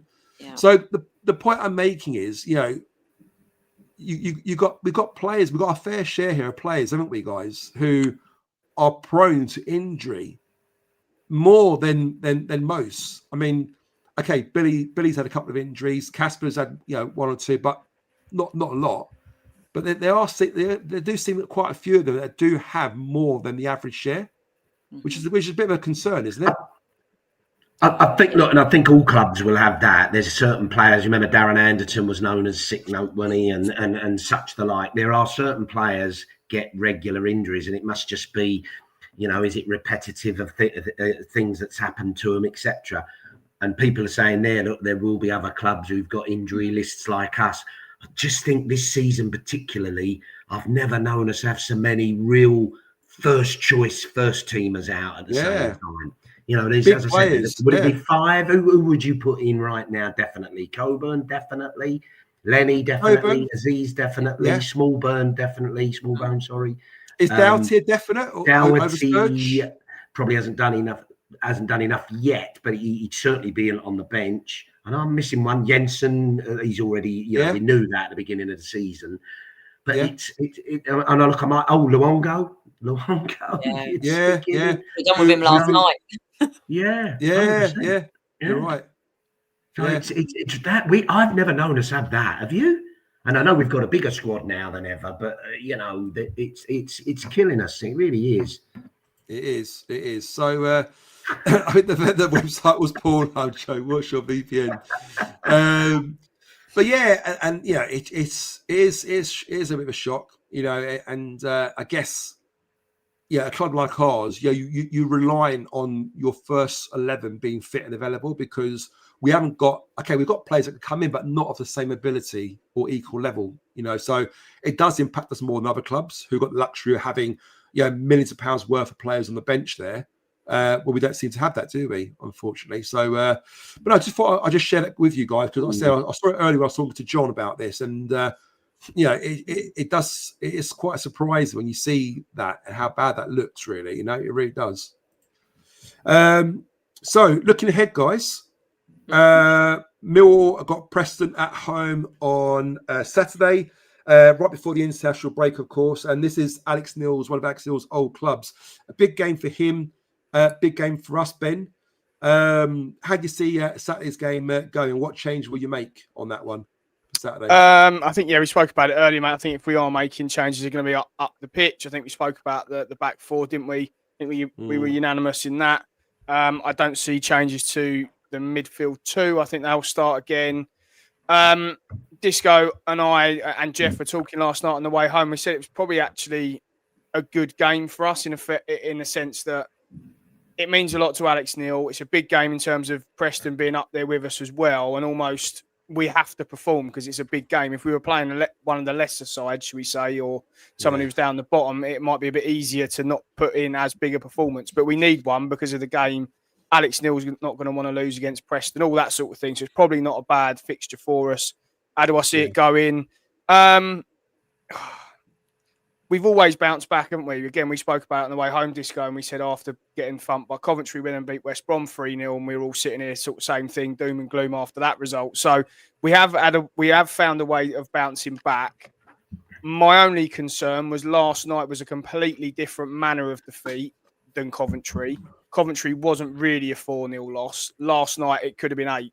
It was a really heavy 4-0 defeat. So that's my only concern, mate, whether we can bounce back from that. I really hope we can. I think we will win. I do think we will win. What's your score prediction? 2-1. 2-1. There you go. Yeah. You heard it here first. Guys in the chat, what's your score prediction for Saturday? Give us the score prediction and goal scorers if you can. Bex, coming to yourself next. What do you think about Saturday? What change would you make and what's your score prediction? Change-wise, I think, like we said earlier, in terms of the back four, we'd change it to what we spoke about. Keeping the middle two, move Ballo back over. Still don't know who we're going to put on the right, so I hope Alex does. It would be quite nice to have RBW in the squad to obviously support. Yeah. Actually playing, and he's been in the squad last few times, hasn't he? Let's just play him. Let's just play him. Exactly. Let's get him on the pitch. Yeah.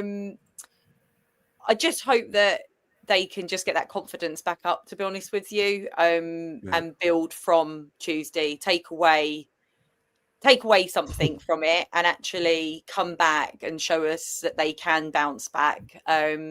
My only concern is that they don't, and they come in with that lack of confidence. But there's no reason they should, because we are flying. Score wise, I was going to go for a draw. I'm thinking 1-1, to be honest with you. I want to say that we're going to win, but I don't know. I'm kind of just going to sit a bit cautious and a bit on the fence, especially after the back of, and we've got a few unknowns at the minute. I think that I'd be happy with a draw. Of course, I want the win. I want us to have that win, but I think I'd be happy if we just took a point away after Tuesday night and went with that, to be honest with you. See what happens. But do you know what? I think as well, the crowd have got to come with it as well. I think the crowd will play a huge part in that whole scenario on Saturday. I think because a lot of people are going to turn up feeling a bit deflated by it from what's happened. So I think we've all got to go in positively. That's Positive it. Exactly. Everybody. Get back to winning ways. Cheers to that, Bex. Exactly. And then Disco, how about yourself? What's your thoughts for Saturday? And your score? Well, look, I'm with Ben. I think it is a good game for us. We've got a history of bouncing back. It's a tough game. I'm not taking it lightly at all. But then I will balance. I think, we should be going into a home game against Preston, however well they're playing right now, with confidence. We can win that. I think we have a good track record against them, other than when Alex Neil was their manager, funnily enough. So I see us winning. A word of warning. We're all agreeing Kramer to go right back. Yeah. I wouldn't be surprised if he doesn't do it. He's got this view that's not. I desperately want it to happen. Who's this? Sorry, Alex Neil. Sorry, Alex Neil. I wouldn't be surprised if he doesn't do it. I might be wrong, but so watch this space with that.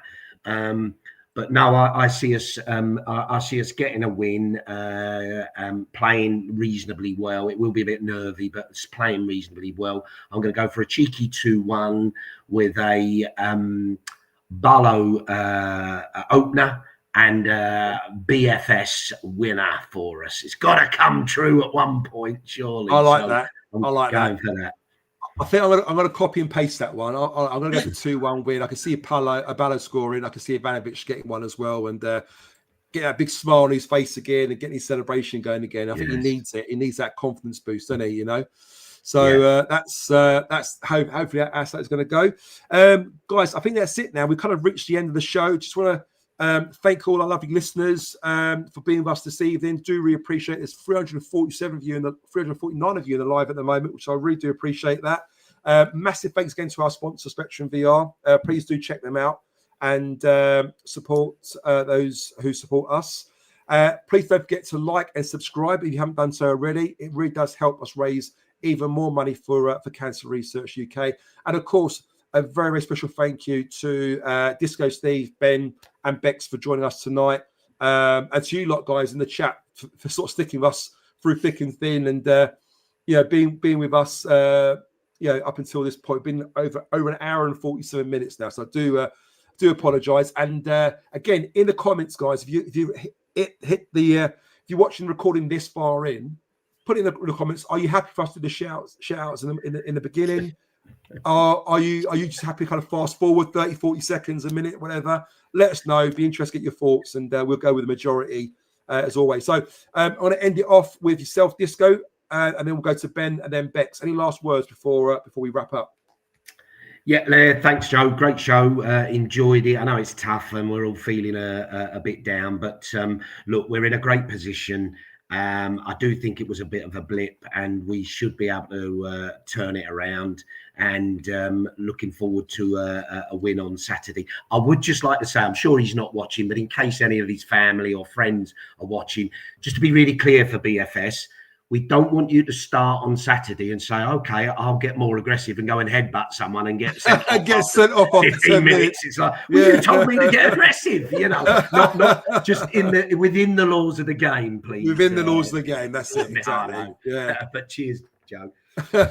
Cheers, Disco. Good to see you last night, mate. Ben, if you want to say before we say goodbye to our lovely listeners. Yeah, listen, difficult night last night. It's always tough coming on after that. You try and be balanced with it. You get quite high, quite low with it. And listen, it's only we've got such high expectations of this squad and Alex Neil now, haven't we? That's the thing. So you come on and you try and be as level-headed. I can't do that. I get passionate about it. But after we win Saturday, 100 points, 100 goals, he's back on. There you go. Back in the game. Back in the game. Exactly. Cheers for that, Ben. Good to see you last night as well, mate.